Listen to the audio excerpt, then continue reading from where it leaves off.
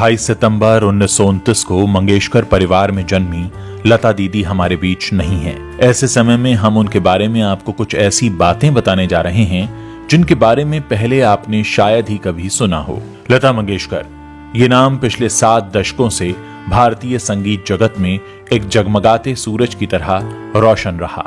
लेकिन बहुत कम लोग जानते होंगे कि लता दीदी के जन्म के समय जो नाम उन्हें दिया गया था वो हेमा था। लेकिन बाद में उनका नाम लता कैसे पड़ा, इसके पीछे भी एक कहानी है। असल में लता दीदी के पिता अपना एक थिएटर चलाते थे और उन्हीं दिनों भवबंधन नाम का एक मशहूर नाटक उन्होंने किया था। इसी नाटक में एक अदाकारा थी जिनका नाम था लतिका और उन्हीं से प्रभावित होकर उनके पिता पंडित दीनानाथ मंगेशकर ने अपनी इस बड़ी बिटिया का नाम लता रख दिया। लता अपने माता पिता की पहली संतान थी। उनके बाद उनके परिवार में मीना, आशा, उषा और इकलौते भाई हृदयनाथ का जन्म हुआ। सुरों की देवी लता मंगेशकर जाने माने थिएटर अभिनेता पंडित दीनानाथ मंगेशकर और शास्त्रीय गायिका शेवंती यानी सुधामती की बेटी थीं। लता की मां शेवंती उनके पिता दीनानाथ मंगेशकर की दूसरी पत्नी थी। उनकी पहली पत्नी नर्मदा लता की मामी थीं, जिनका विवाह कम उम्र में ही हो गया था। उनकी मृत्यु के बाद दीनानाथ ने सन 1927 में शेवंती से शादी की थी। लता मंगेशकर और उनके परिवार को करीब से जानने वालों का कहना है कि वो 5 साल की उम्र तक अपने पिता के सामने गाना गाने से बचती थीं। एक दिन अचानक उनके पिता ने उन्हें गाते और गुनगुनाते हुए सुना तो वो हैरान रह गए। अपनी बच्ची की गायकी और सुरों से सम्मोहित होकर पिता दीनानाथ मंगेशकर ने तय कर लिया कि वो अपनी बेटिया लता को गाना जरूर सिखाएंगे।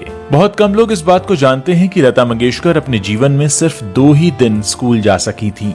संगीत की शिक्षा के साथ कई अलग अलग भाषाओं की शिक्षा उनके पिता ने उन्हें घर पर ही दिलवाई थी। बॉलीवुड के जानकारों के मुताबिक 16 दिसंबर 1941 को लता मंगेशकर पहली बार स्टूडियो में माइक के सामने गई थीं, एक रेडियो प्रोग्राम देने के लिए। उनका गाना रिकॉर्ड हुआ और इस तरह शुरू हो गया उनके 8 दशक का संगीतमय और सदाबहार सफर, जो आज उनकी आखिरी सांस के साथ खत्म हो गया है। पहली फिल्म एक मराठी फिल्म थी जिसके लिए लता जी ने 13 साल की उम्र में गाना गाया था। लेकिन आपको जानकर हैरानी होगी कि उनका ये पहला गाना फिल्म से हटा दिया गया था।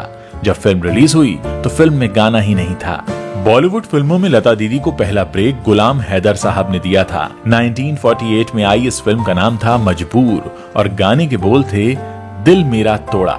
इस गाने के बाद लता दीदी ने कभी पीछे मुड़कर नहीं देखा और उन्हीं दिनों पार्टीशन के बाद उनको पहला ब्रेक देने वाले गुलाम हैदर पाकिस्तान चले गए। 1962 में भारतीय जवानों की याद में जब उन्होंने ए मेरे वतन के लोगों ये गाना गाया था, उस वक्त देश के प्रधानमंत्री पंडित जवाहरलाल नेहरू समेत शायद ही कोई ऐसा हो जिसकी आंखें नम न हो गई हों। उस जमाने में लता दीदी का मुकाबला होता था नूरजहां, सुरैया और शमशाद बेगम के साथ। 3 राष्ट्रीय पुरस्कारों, 12 Bengal film journalist association awards और 4 फिल्म फेयर पुरस्कारों को जीतने के बाद लता दीदी दूसरी ऐसी भारतीय गायिका थीं जिन्हें भारत रत्न से सम्मानित किया गया। उनसे पहले MS सुब्बलक्ष्मी को सम्मानित किया गया था। 1969 में पद्म भूषण और 1999 में पद्म विभूषण जीतने वाली लता दीदी को 2001 में भारत रत्न से सम्मानित किया गया।